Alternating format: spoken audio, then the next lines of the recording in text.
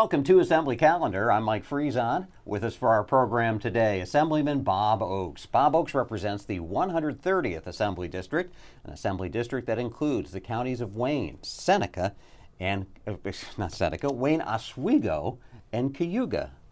We were just talking about that too.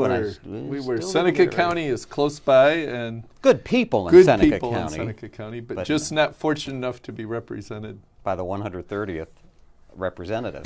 Bob Oaks is here to talk to you folks and let you know what's going on at the state capitol. So go ahead, Assembly. There's a lot going on here right now, and we're going to do our best in the next 15 minutes to fill you in on as much of that as possible. It's the start of a legislative season. That's enough right there, but this legislative year is getting off to a rather unusual start, Assemblyman Oaks. Well, actually, for me as the ranking member of the Ways and Means Committee, hearing the governor's budget presentation, seeing that, trying to digest what's in there, starting budget hearings. This is really the time that things gear up. Long weeks in Albany, trying to get all the input we can, trying to give input back to try to change how the budget's maybe being presented or what the final product is.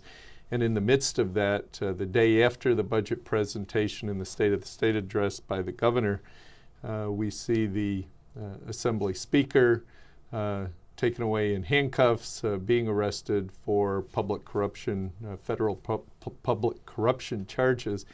And probably, Mike, in many ways, those few days since then, that day, of course, going through and now looking at where are we going as a state, some of the most disappointing, frustrating times for me individually as a legislator, trying to push our state in a better place, trying to make good decisions on behalf of the people we represent, and now we end up seeing this taking place. We will talk some about the governor's budget ideas and what you have been able to digest on such short notice from his presentation in just a couple minutes. But as you noted, the work of the legislature has really come screeching to a halt.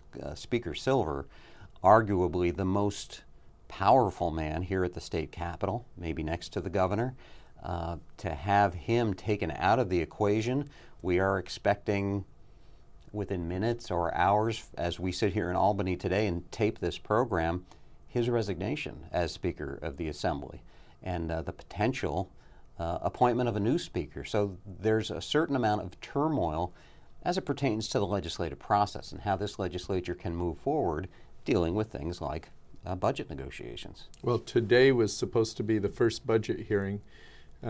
Snowstorm that hit the East Coast and was supposed to hit New York City worse became the reason to call that budget hearing off, but there's more this week. If things keep getting called off, adjourned, put back because of this problem with the Speaker and really a hole in leadership, there's not a sense of who do you go to, who's in charge. Ideas start being floated of let's have a committee of 5 to while this is going on, while the Speaker's dealing with these issues, he'll still stay there, but a committee of 5. And then it got down to a committee of 2, but the governor and others look and say, really? I can't negotiate in that type of situation. And so I think the reality has come through as the days have passed of it's going to come down to an individual, get that filled. My view from day one after hearing this, the process is going to take its place. The Speaker has been charged with things. There will be a day in court. All those things will happen. Some people were saying, well, the Speaker should stay there until we get that judicial process all take its course. Innocent until proven guilty.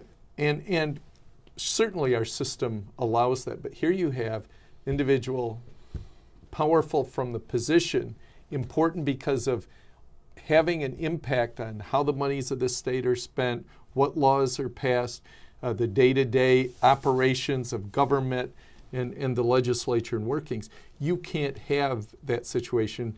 And, hey, he's guilty in the public, violating the public trust. He ended up, we know from the compelling accusations that have been made, enough of that we know to be true. Again, the specifics of the law will run its course, but certainly the public trust has been violated. He's guilty of that. We can't be in this situation. The Speaker needs to step down. The state needs to move forward, and those other legal issues will take care of themselves as the process goes on. Well, you bring up a darn interesting point. We knew them to be true. There was a lot of speculation about Speaker Silver and how he conducted his business, but to think he's being, the complaint against him right now charges him with millions of dollars in personal profiting from his position as Speaker of the Assembly. I mean, that is outrageous. That is unacceptable. And yet there it is. It was all happening right out in the public eye, in a sense. And I think we need to talk about that a little bit today, because there have been a couple dozen legislators who have been taken from these hallways in recent years in handcuffs, and it certainly doesn't speak well to the integrity of the institution here especially in Albany. when the leader of the institution is involved in those exact behaviors. And is anything going to happen and going to change after this arrest this week? You know what, Mike? I'm a sponsor of legislation that Leader Brian Kolb has, public integrity law would change some of that procedure, some of it. This is, I think, around the time frame of this. The Speaker has been the Speaker for 22 plus years. We have a strong leader system in New York within the legislature, meaning once the Speaker gets elected, the bills that come through, the allotment that members have to pay for their staff, some of the appointments, it's all determined by the Speaker. And so the power kind of coalesces with that individual. In this Public Integrity Act, it would limit a Speaker's and other legislative leaders, committee chairs and whatever, to terms of no more than 4 2-year terms, 8 years. Most of what the Speaker has done to solidify, or alleged, we'll find out specifics on all that, but it happened after he'd been in 8 years. And 22 years is the time he's been there. He's had hoped to be the longest serving ever Speaker. Another couple years he would have reached that. I think that time frame, you're in that position. At some point he had in his mind, well, if we did it this way, I might be able to get a little more money or benefit. He had the power to impact some of that, and so you end up finding 8 bank accounts in 6 different banks with $3 to $4 million that have been put in over the years from the Speaker being paid, maybe some legitimately, but it appears most of that is just because he had the power of the position he was in. So this legislation is being sponsored by you and your colleagues in the minority in the Assembly. You've had it for years. You haven't been able to get it through the majority, past them, to change things. I think now is the time to push forward. There's a number of other things, how people can use campaign money, and again, I mentioned the term limits. There's a number of other things of if you are convicted of a felony, then how that impacts you, of what you can do in the future, what the type of crime would be. The Speaker's been charged with federal corruption charges. I think this would allow, within state law, to have a stronger statement of what our public leaders can and cannot do. Pension benefits, if you're convicted of crimes, things like that. You mentioned campaign money.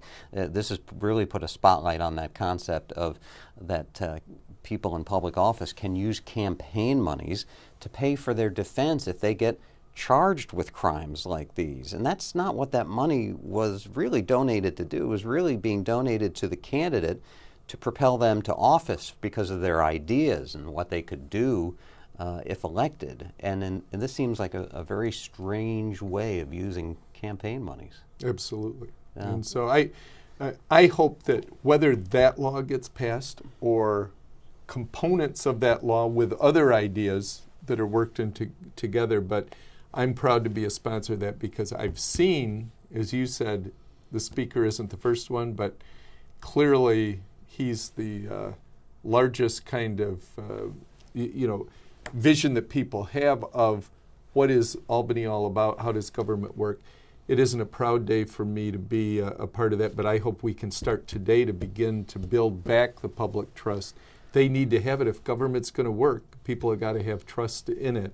And it's up to us who are left now, I think, to help make that happen. We will come back to this topic in future shows. We're already down to our last few minutes, so let's get now to some of the ongoing process that's kind of taken a back seat to this now. But still, as you said, you're the ranking Republican member on the Assembly Ways and Means Committee. You're starting to look at the budget issues. You've heard from the governor in his budget proposal. The Assembly, again, is kind of stalled in its process of putting together its own budget proposal to be shared during the negotiations. What did you hear from the governor? What did you like? What didn't you like? What surprised you? What can you tell us? Well, a few things. First of all, we have a very unique year this year. There have been a number of settlements from the financial industry, and because a lot of that industry is involved in New York State, those settlements have meant $5+ billion that is available one time to New York State to use in whatever way we determine. The governor's come out with some suggestions. Some of those I like.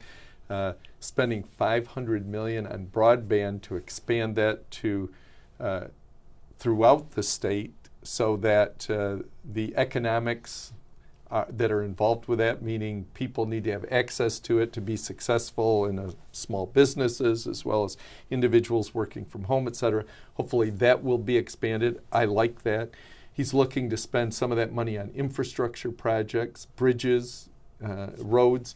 I wish he was proposing to spend more of it out toward the 130th Assembly District and throughout upstate, as opposed to seeming to spend more of it downstate. Those issues obviously are critical as we look at some things. He has a property tax proposal, a circuit breaker of sorts that would say if you spend too much of a percentage of your income on property taxes, this would help offset that and be a benefit to you. But he does nothing, again, about the unfunded mandates that drive the costs of local government and school districts. We got to deal with, he's coming around the edges a little bit. So that's something that needs to be talked about. The governor came out very strong on some educational proposals. Some of them I agree with, some of them I'm absolutely against. He thinks I can fix local education by a sledgehammer from Albany.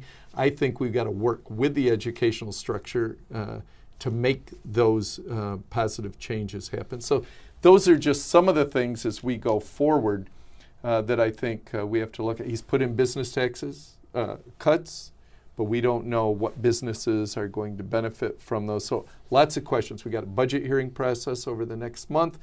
We've got a lot of other meetings and negotiations to take place, but we got to get the speaker thing settled and then move forward on those. And the property tax cap cut thing that he wants to do. It's very complicated, hard to understand. Hopefully that'll become more clear in this process. I would suspect it would. Let's hope. Let's hope.